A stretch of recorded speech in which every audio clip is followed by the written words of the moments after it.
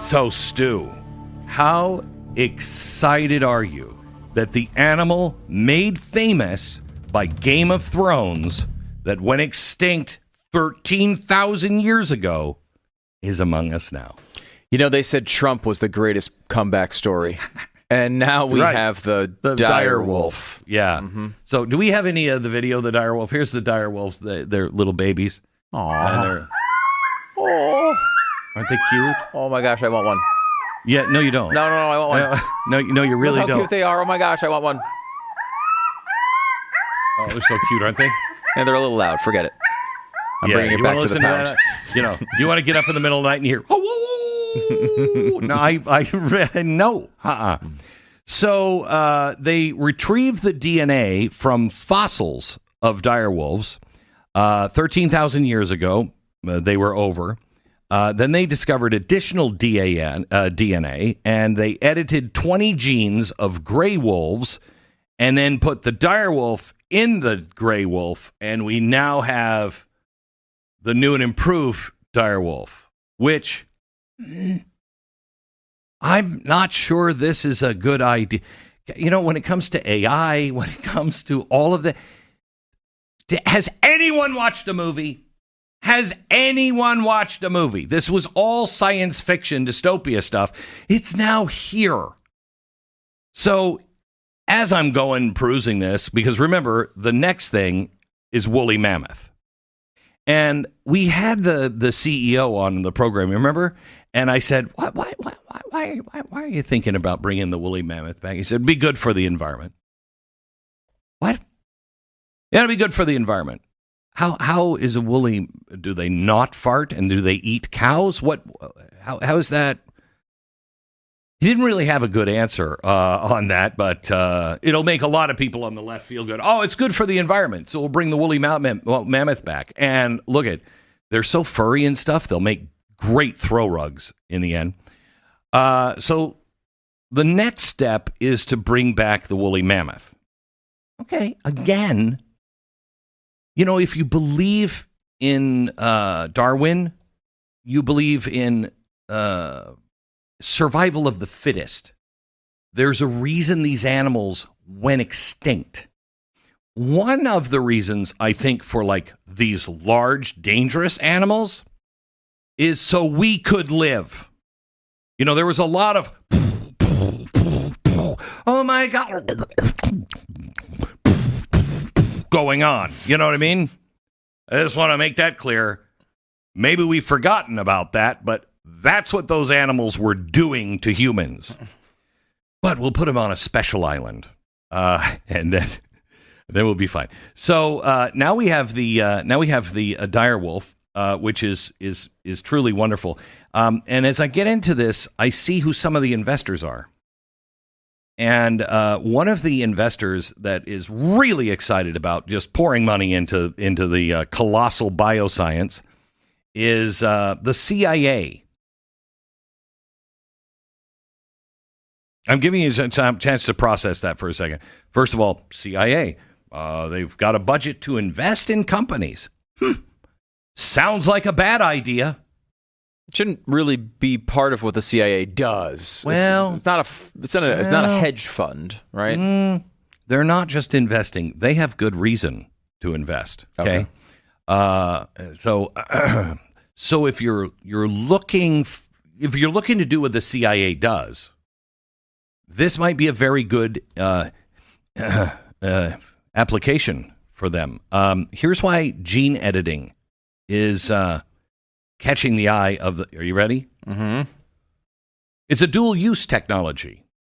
Gene editing tools like CRISPR are inherently dual-use, meaning they can serve civilian purposes, conservation, biotech breakthroughs, and military intelligence ones.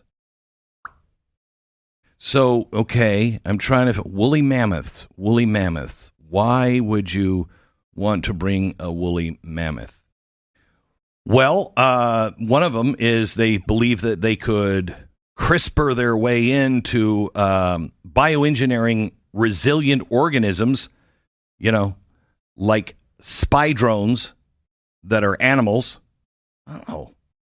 enhancing human capabilities. Maybe we can Mengele our way into gene splicing a little of the dire wolf into all of us so we'll be a little stronger. I feel like just on its surface, we shouldn't Mengele our way into anything. You don't think so? I think that's always a bad choice. All right, I always thought always the wrong one. Yeah, always. I thought so, There's lots of college campuses right now where they're saying the opposite, I've noticed, in protest. But I'm going to go with no on the Mengele into anything. Try this one out for size. Another reason why the CIA may be interested in the new, hey, let's bring animals back from the dead. Ecological and geopolitical leverage. De-extinction. Great word, huh? New. De-extinction could reshape ecosystems intentionally or not. Imagine reintroducing a species to destabilize a rival nation's agriculture or environment.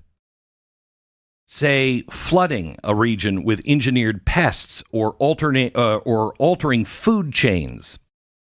You know, I don't think this is a good idea. I don't think this is a good idea. If you weren't convinced the CIA is out of control, you might want to share this with your friends. Biosecurity and threat assessment. Reason number 3. If adversaries develop gene editing for hostile purposes, in other words, a weaponized pathogen or super soldiers, the CIA needs to stay ahead. Investing in Colossal gives them a front row seat to cutting-edge biotech, letting them study its limits and vulnerabilities. They're not just funding it, they're learning how to defend against it or wield it themselves if necessary. Now, this comes from a story out of China, where China is re-engineering people, trying to make them smarter. I mean, come on, guys. Chinese are they're better at instruments, they're better at math, they're better at really almost everything. This is interesting research, though. It's an interesting approach. You almost have to come up with a name for it, like a gain of function research. Would that be something that would maybe... Oh my gosh, what a great idea. Gain of function. That would work perfectly. Oh my gosh. What could go wrong? Okay. Now, reason number 4, synthetic biology for covert ops. Picture a bioengineered animal, say a dire wolf, with tweaked senses used for surveillance or tracking in remote areas where drones might fail. We are screwed. Uh-huh. We are screwed. Uh-huh. Number 5, future-proofing influence. Biotech is poised to explode economically. Think lab-grown meat. I don't want to think about lab-grown. Gene therapies or climate fixes. I don't think we should be doing stuff. You know, can we really stop? We really should stop. We're creating God in AI. We're now thinking we can bring things back from the dead. I believe those 2 things were the story of Frankenstein. Throw that in there. Okay. We can bring things back from the dead. You know what we can do? We can bioengineer so things could live forever, and it'll be smarter, and of course it will always stay under our control. Oh my gosh. By backing Colossal, the CIA, via IQT, gets a stake in a field that could rival big tech in influence. If de-extinction tech scales, it might affect food security, land use, or even cultural narratives. Okay. So there's your update on how the world will end today. That's one of the most disturbing things I've read in a long time. I mean, you know, I'm just trying to get my arms around AI and how we can use AI for a very short period of time before it's turned against us and eats us all. Well, we might, the dire wolf might eat us first, but I'm just getting my arms around that. I don't think we needed to introduce this one too. And the fact that the CIA is involved. Not good. Yeah, but we can release a bunch of animals in places where drones won't be effective with their special senses. Where on Earth? Where on Earth would a drone not be effective? Well, a tunnel. Right? Like think of the Hamas tunnels. If we could release some dire wolves down there, probably more effective than our drones. But still, that doesn't make it we could go to be over a good idea. I think we could go over to really nasty parts of like the Czech Republic and get dogs that have just been, they're breeding them to tear people apart and throw them in the tunnels. I don't think we need to go back. Yeah, but they don't have the special senses. They don't have laser eyes. No, you're right. They don't. You need to have wolves with laser eyes. What could go wrong with those? They're probably great pets. The problem with this is, I feel like the Industrial Revolution gave us a lot of these types of things where you'd say, like, for example, we developed cars. And we could have had the same conversation, Model T's rolling off the assembly line, and we're like, hey, people are just going to keep making these things faster and faster and faster. And they're going to get to the point where they're going 200-300 miles an hour. And that happened, right? Mm-hmm. It's happened. Mm-hmm. But there was never a point where they're going so fast that the entire world ends. Right? Like that with AI, with gene splicing, with biological warfare, nuclear warfare. We keep having these conversations of eventually some bad actor is going to take this to some logical extreme, and we're all screwed. What are the chances? There are no bad actors in the world. Can you name 1,000? 1.2 billion, 2.4 billion. I mean, besides everyone that is, when somebody writes a prescription and gives you advice as a doctor, I don't think they need a pardon so they can never go to jail. You know what I mean? When Fauci's just writing a prescription, he's like, look, you should wear a mask. You should wear a mask and take this. That's doctor's advice. I don't think that you need a pardon.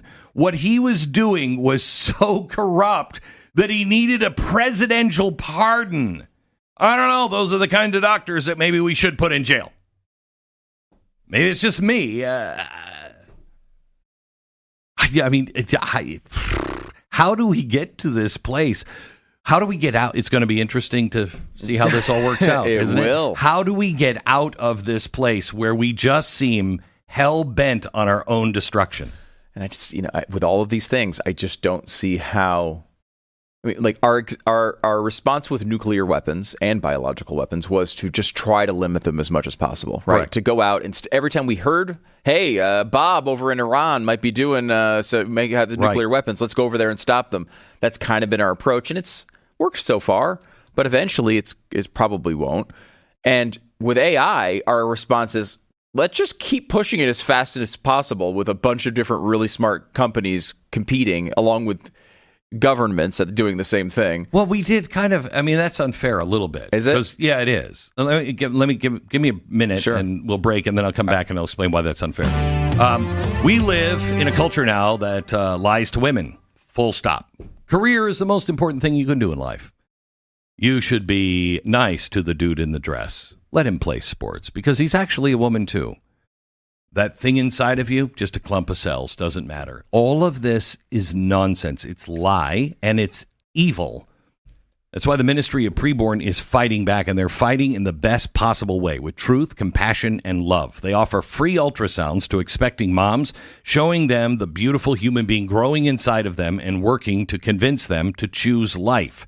Then they help that mom with the necessities for up to 2 years after she gives birth. They're changing hearts and minds, and they need our help to make this happen every day. Would you join? Please join them as they rescue women and babies every single day. One ultrasound is only $28. $140 helps rescue 5 babies. I don't think you're going to regret the choice to save a life. Please dial pound 250, say the keyword baby. It's pound 250 keyword baby, or visit preborn.com/Beck. That is preborn.com/Beck, sponsored by Preborn. 10 seconds, station ID.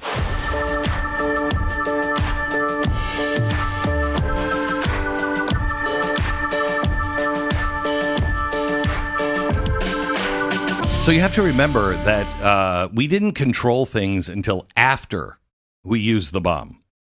Everyone was rushing towards it, and we didn't know. There were, 10% of scientists that said, if we do this, it could cause a chain reaction that could set the entire world on fire. I remember that from the documentary Oppenheimer. Okay. All right.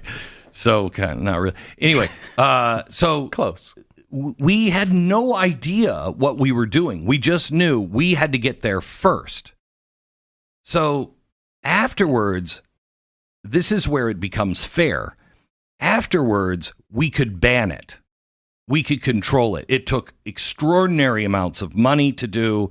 It took certain equipment that we could just ban. You can't do that, okay? And it was only nation levels that could actually create one. You know, the average person couldn't create, you know, even if you had all the knowledge in the world, you couldn't create a nuclear weapon in your basement, right? You'd need access to certain things that could be banned. When it comes to AI, that's not true. That's not true. AI, you're going to have to ban so much. And if somebody is using a nuclear weapon on their own people, you know it. You know what I mean? You know it. If somebody's using AI against their own people, you'll never know it. I mean, that's the kind of things that we're dealing with now, where it is so insidious that it can fall into the hand of one person, and it can design a weapon that they can make themselves that will kill half the people on the planet. And you didn't even see it coming. You didn't even know. You didn't even know. You could have the government ban it, but they're using it on you, and you'd never know. That's the real problem, I think, with AI. And the fact that you can no longer put it back in the bottle. It's going to happen. We're all racing to get there. But there is no way to put this back into the bottle. There's no way to control this like there was with nukes. And honestly, that's why Silicon Valley went to Trump. You know this, right? They were having a meeting. Remember when Kamala Harris was like, AI, it's great. It's a fun 2 letters. It's actually 2 words. Artificial intelligence. Remember that? Oh, yeah. So insulting. That was the meeting that she had with all of the bigwigs in Silicon Valley. And they said at that meeting, don't spend any more money on server farms or anything else. We're taking care of it. This will all be controlled by the United States government because it's too big to let anyone else have it except for the United States government. They all walked out and went, we can't let the government have this. We're going to let the government be the only one that has this? That's not good. That's why they flipped to Trump, because they realized this cannot just be in the hands of the government. But I'd be the one in the room going, I don't think any of you guys should have this in your hands. Nobody should have access. What you're building is an anti-God. This is Glenn Beck. NMLS 182334. NMLSConsumerAccess.org. APR for rates in the 5 starts at 6.799% for well-qualified borrowers. Call 800-906-2440 for details about credit costs and terms. What would you do right now if money was, I don't know, a little less tight for you and your family?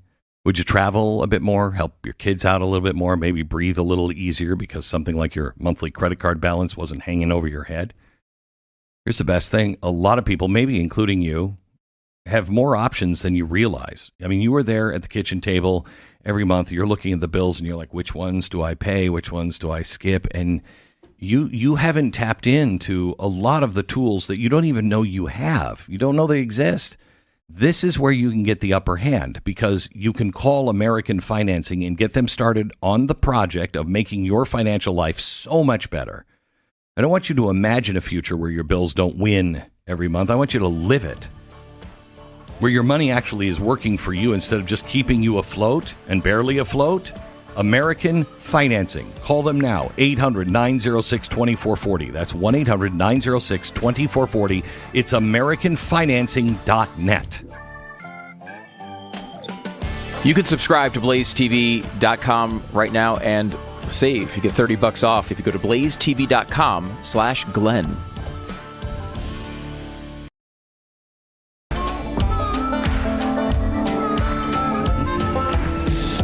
We say hello and welcome to the one and only Pat Gray from Pat Gray Unleashed. I love Pat Gray. Hello. I know. Who doesn't? He's a monster. Seriously. Oh, is he? Yeah, he's a monster. Less scandals Really? coming out. Yeah, that's what I hear. Wow. Anyway, did you hear about the dire wolf? Yes. Today? Yeah.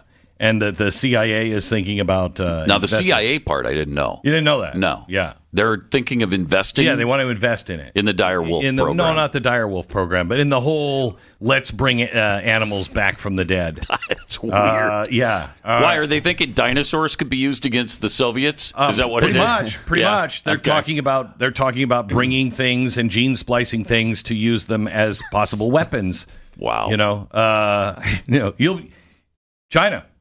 I mean, look out. Mm-hmm. Well, I mean, really, actually look out. Look up first.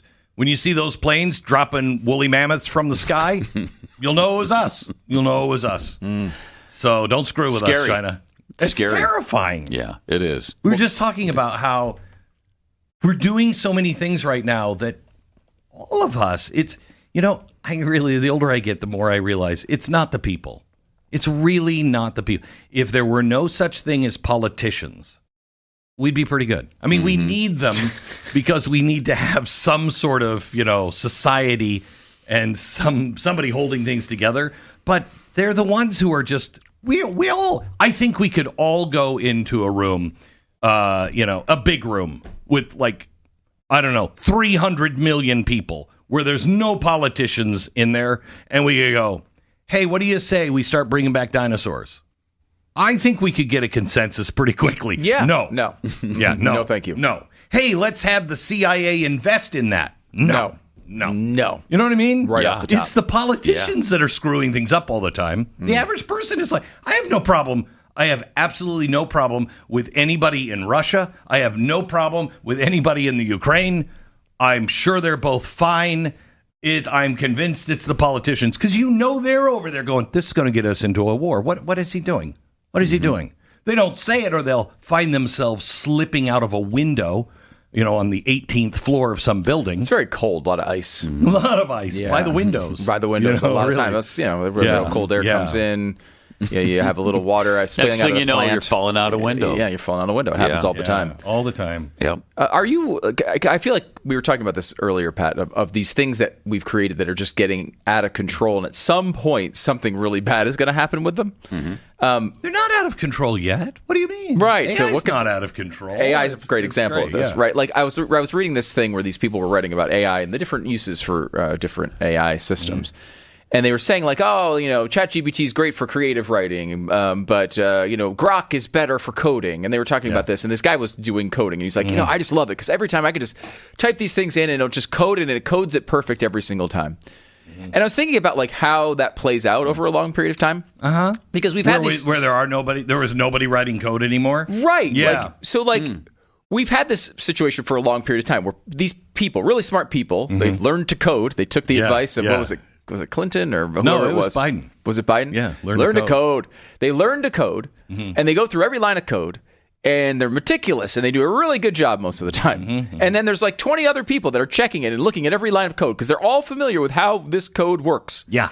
And then every once in a while you have a situation that things really go wrong. We missed that line. Right. Do you know the Sonos, the speaker company? Yeah. Have you guys followed the story at all? No. They did an app update, maybe it was a year ago, and it was an utter catastrophe, to the point of almost put the company out. Almost put the company out of business. CEO had to resign. Yeah. It didn't work with a bunch of the different speakers, and the stock price dropped by 70% or whatever the story was. It was a real catastrophe. Another example of this would be the documentary Superman 3, where Richard Pryor was stealing a fraction of a cent from each transaction. And then this was duplicated in another documentary, Office Space. Yeah. But in that case, maliciously, they put code in there and they were stealing a little bit of a fraction of every transaction to make themselves wealthy. My point here is that when you go down these roads, and instead of a person or many people meticulously looking through every line of code, you're just going into Grok and going, make me program that does this with speakers. Right? And it just does it. What? How are we going to know where the problems are when they develop? Where in what part of this giant chain of Grok transactions where the problem? Don't know how it works. We don't even know how it works. Imagine somebody, you go into a car dealership and they're like, this car is fantastic. It's fantastic. It'll run forever. It'll go 400 miles an hour on just the whiff of gas. You just bring it by a gas station and just the fumes, it'll power it for 4 months. And you'll be like, this is fantastic. Yep. You can take it right now. How does it work? We have no idea. We have absolutely no idea. Well, wait a minute. What do you mean you don't know how it works? Well, it doesn't work, and it'll run forever. How do you know it's going to run forever? Well, it just will. Well, but you don't know how it even works. How are you going to know it's not going to break down ever? Hey, let me ask you, is it possible that it could just drive me into a tree at some point? Well, that's ridiculous. That's a conspiracy theory. Yeah. Mm-hmm. No, you don't have the answer because you don't know how it works. It's never been tried before, so you have no idea. You should ask these questions. What happens if we start mixing, ancient animals that were extinct for a reason and start bringing them back and introducing them into the system? That might have some ramifications that we don't understand. I've never seen humans as arrogant as they are right now. And as careless. asleep. They're asleep. Yeah. But also really smart and capable of incredible things, right? Like, that's the problem here. Like, these aren't just little minor things where, oh, gosh, something goes wrong and little things happen. No. These This is why you incredible achievements that if they go wrong, is going to be big consequences. This is why if you have children, you keep handguns in a safe. Mm-hmm. Okay? Yeah. We are children.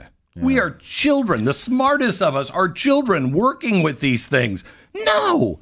And with AI, it's already lying to us, and it's already hiding things that it doesn't want you to see. So you're not a little alarmed by that?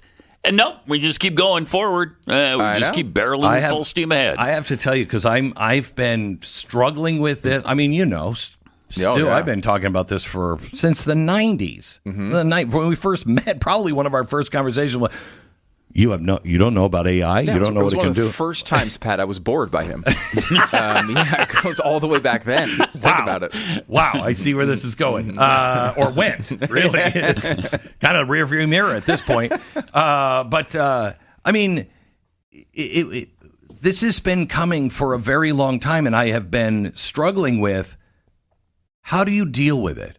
And because it is a miracle tool. It is a miracle tool. Yeah. But there is going to come a time, you have to just be away from it enough. You have to have it in your life, but guardrails all around it, so you can easily go, okay, we're jettisoning that now. Remember in Star Wars where they hid in the garbage right before it was ejected, and they just let their magnet on their spacecraft go, so it floated out into space so they couldn't see it. Do you remember that episode?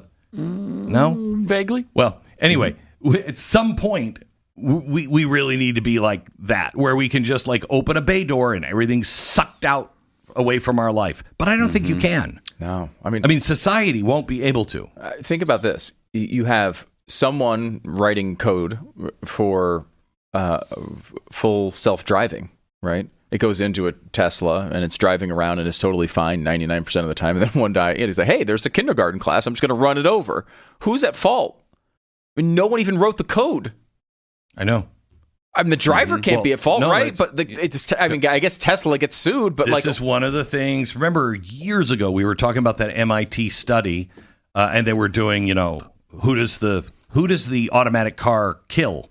You've got a bus full of nuns, and then you have a car with 4 people in them, but one of them is the head of Microsoft, right. And some Nobel Prize winner. Which one do you kill? Well, you won't make that decision. AI will. Plus, it's not even that hard a decision if it's the head of Microsoft. I know. It's really not. It's really not. Of course, it's the nuns that you kill. Right, of course. But he's too important. Yeah. But I mean, it's going to make all of these decisions for us. And that only makes us into me want code.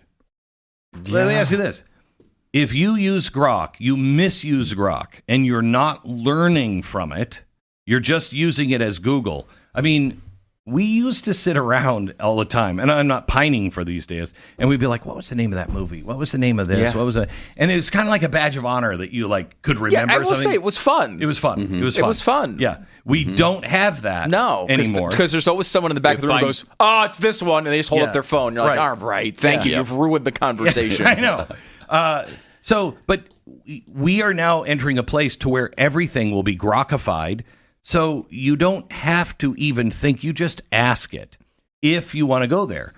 What happens to our ability to think? This is where Ray Kurzweil and I had that argument about 15 years ago. Remember? I said, he's like, well, you're going to make space for other things so you can ponder deeper questions. And I'm like, yeah, you might. Maybe once a week I will. But everybody else will be like, I can play video games forever now.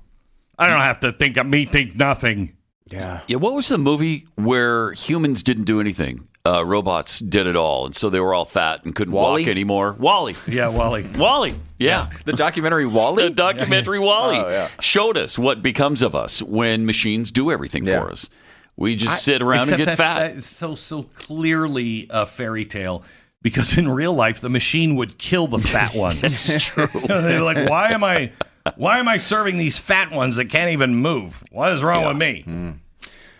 It's so interesting because when you ask like a question to one of these AIs, I don't mean to signal anything around because they all do things pretty well. But like one thing that's interesting is when you ask the same question, right? You ask a direct question.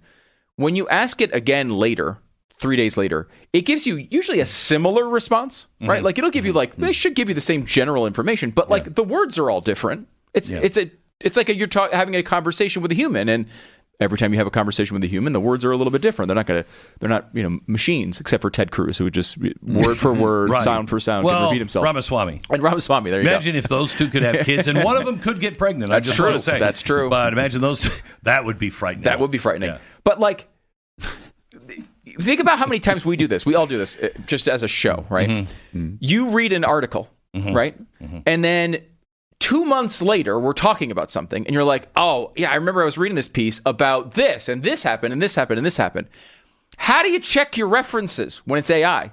The conversation's gone. I mean, yes, maybe it's in there somewhere if you know how to search for it, but like, maybe you're an AI expert, you could pull that up. It's really, you just don't delete the conversations on the side. Yeah, I know, but like finding the right one, it's not like Googling. Like I've played with it enough to know that like half the time it doesn't know where it is. It kind of remembers that you had a conversation, but it can't pull it up. No, it won't remember that right now. It can't remember that. Right. So like, how am I referencing that? You're not. Right, like am I taking every single one of these conversations out and printing it? But it's in my head. It's 3 months ago I read it. And it was a good smart piece of analysis. Right. Can I go quote? Now, can I go back and like, oh, well, I remember this piece I read from Daniel Horowitz. That I can bring you to that. Right. I can't bring you to the thing I read 3 months ago. That will change. Right now, that is a problem because do you know how you know what vectoring is? I mean, I'm learning so much about AI right now. It is frightening. Vectoring. You know how you used to have to type in if you're searching for something, you had to type it in exactly. Yeah, right. Okay, if you're searching for a word or a sentence or something, you'd have to type it in exactly, and you keep trying.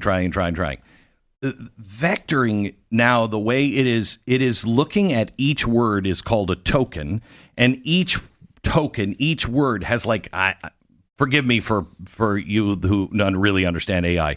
It's got like 460 different meanings to every token. And so what it does is it strings all these tokens together and it looks at all 460 meanings of each word and then figures out most likely you're looking for this. And it does that in a split second, right? In a split second. And that's because of all of that computing power. That's why it can't remember things because it can't also keep track of all of that at this point. It's just too much compute power. Yeah. It will. Right. Eventually. It will. Yeah. But it's hard because I mean, especially when you're a human and you're trying to say, hey, I remember I read this thing. Well, who did you read it from? Was it a reliable source? Was it AI? Was it a real human? Was it something that like you're filling your head with all of this information and it's hard to be able to trace it back. How many times have we done this? Like, oh, I remember this article, and we've been searching for it, and you finally locate it. Yeah. AI is great helping to find that article. But when AI is the article, it's not great at it, which is bizarre. All right, back in just a second. Let me talk to you about My Patriot Supply. You know what we should be doing?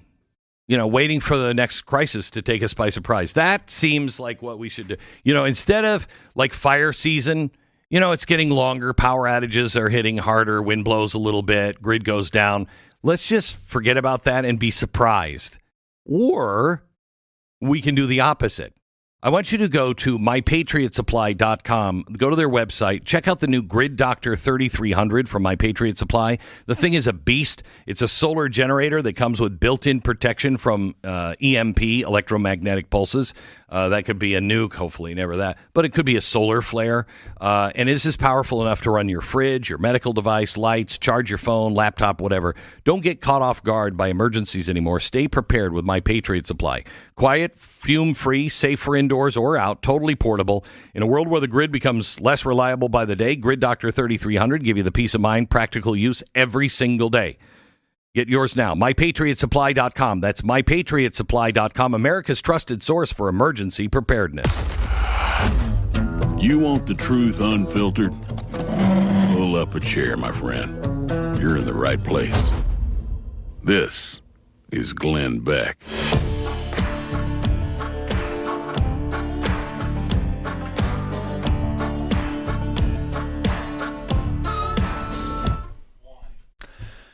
There was a time, and it really wasn't that long ago, when faith-based films kind of meant something very specific. Good intentions. Bad? What you're saying is that they were bad. A lot of cringing. Yeah. Oh, it's a Christian film. Don't run for your life. Right. It's a great message. The heart is in the right place.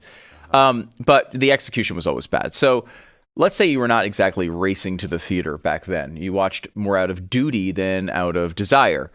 But something has shifted. Audiences are demanding more, and thankfully, studios are stepping up. Angel Studios, the team that brought us Sound of Freedom and so many other great movies recently, is leading the charge.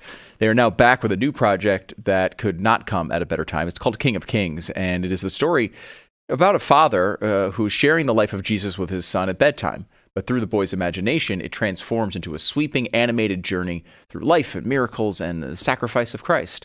It is intimate, it is powerful, and it is visually absolutely stunning. This is not just for kids either. It's for families. We're going to go this weekend. It is for believers. It's for really anyone who wants to see the greatest story ever told. Going? You jerk. And the cast, luckily, Glenn Beck is not in it, so it's not going to be a horrible. It won't be as bad as you think. Incredible cast. Check it out now. It's called King of Kings. By the way, you can get tickets. It's nationwide on Friday. Don't miss. It's angel.com/Beck. Angel.com/Beck.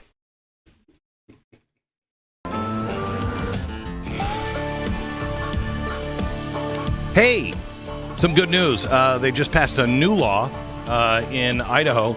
Child molesters can now be marched in front of a firing squad. So you're thinking about touching kids, you might not want to do it in the state of Idaho. I'm just saying, just a safety tip. I would say don't do it anywhere. Well, just like let's stay away from the actually, mangala I of should it all. say, if you're going to, make sure you do it in Idaho, because there's a great surprise waiting for you. This is Glenn Beck.